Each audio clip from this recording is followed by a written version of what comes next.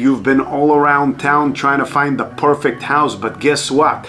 Every single house that you've seen has 24 offers on it. Oh my God, what are you supposed to do? How am I supposed to buy a house with 24 offers on it? You tell me. There's a couple tricks. I'm gonna share them with you.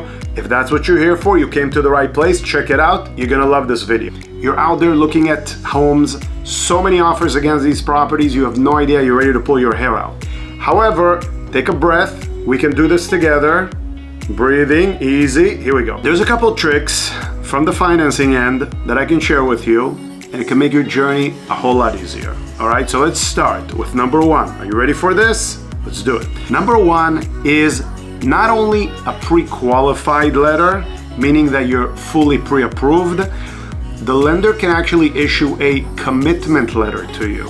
A commitment letter is when we take your file and we actually submit it into the lender's portal and we assign an underwriter to it before you even have a property. What do you think about that?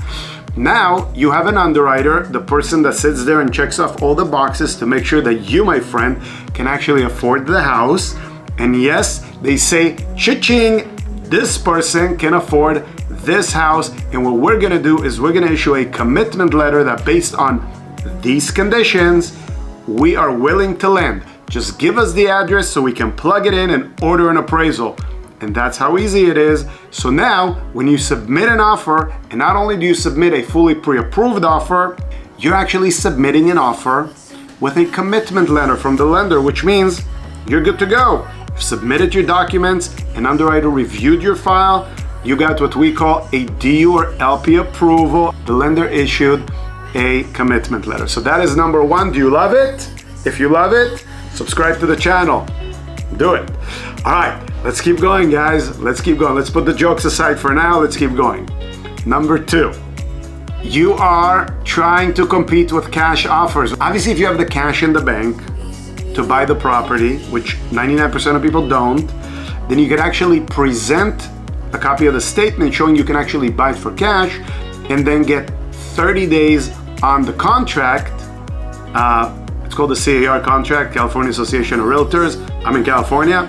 If you could get 30 days, then somebody like myself, a mortgage loan officer, can go through the process with you and give you a conventional loan in 30 days versus buying the place in cash. So again, you simply show the cash, you show that you have it, and then you have 30 days in the contract and you go get a conventional loan. So that's number two.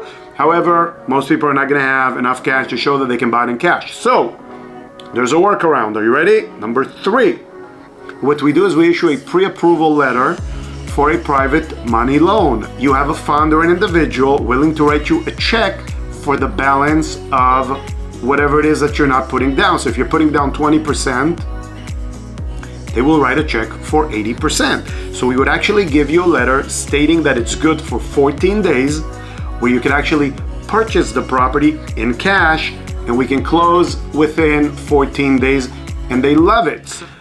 Okay guys, so the fourth solution is once you submit your offer, you ask your loan officer to call the listing agent and talk to them about how qualified you are to purchase the property. And let me tell you why. Because if you're the listing agent and you just got overwhelmed with 20 plus offers on the property, you honestly have no idea where to start. It's completely overwhelming. It's a lot of work. You're looking for a sign from God to tell you which offer that you think, say top 5, top 6, I'm not talking about all 20 of them, is the one that you should go for. And when somebody like the loan officer calls you up and goes, hey, by the way, I just pre-approved, A and Y, and they are so qualified to buy this property and I'm here for you. I mean, I'm getting on the phone, answering all your questions. If you need anything, I'm just a phone call away. They honestly have just increased your chances of getting the property by 50% easily. Fifth strategy for you, you get pre-approved in a conventional manner. There is an extra step that you can take in getting pre-approved, and that's requesting a DU or LP run through the lender's portal, which means that based on the information that was submitted to the offer, not only did we run your credit and we, based on our system and our ratios, we did qualify you and we can validate that.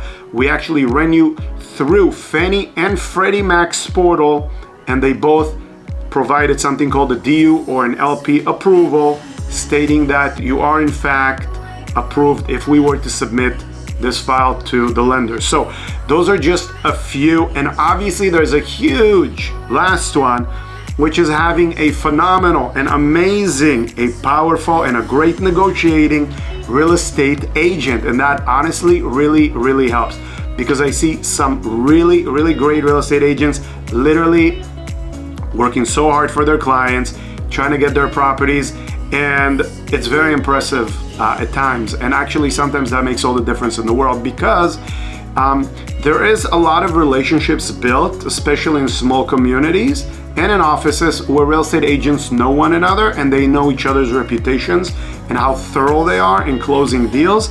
And a lot of time that really goes a long way. So when your mother, uncle, cousin, sister, brother-in-law, and everyone else in the family has a real estate license, highly consider hiring the best of the best, especially when you're the buyer, because you know what? You don't actually have to pay for it. The one that pays the commission is actually the seller. The seller is the one that pays the commission to both the listing agent and the selling agent. So you may as well get the best representation out there, all right? Hopefully you guys enjoyed this video. I enjoyed making it. If you have any questions, please put them in the comments below. I'm happy to answer them. Otherwise, please subscribe to the channel if you haven't already. Give it a big thumbs up, and I will catch you guys on the next video. Thank you for watching. Bye-bye.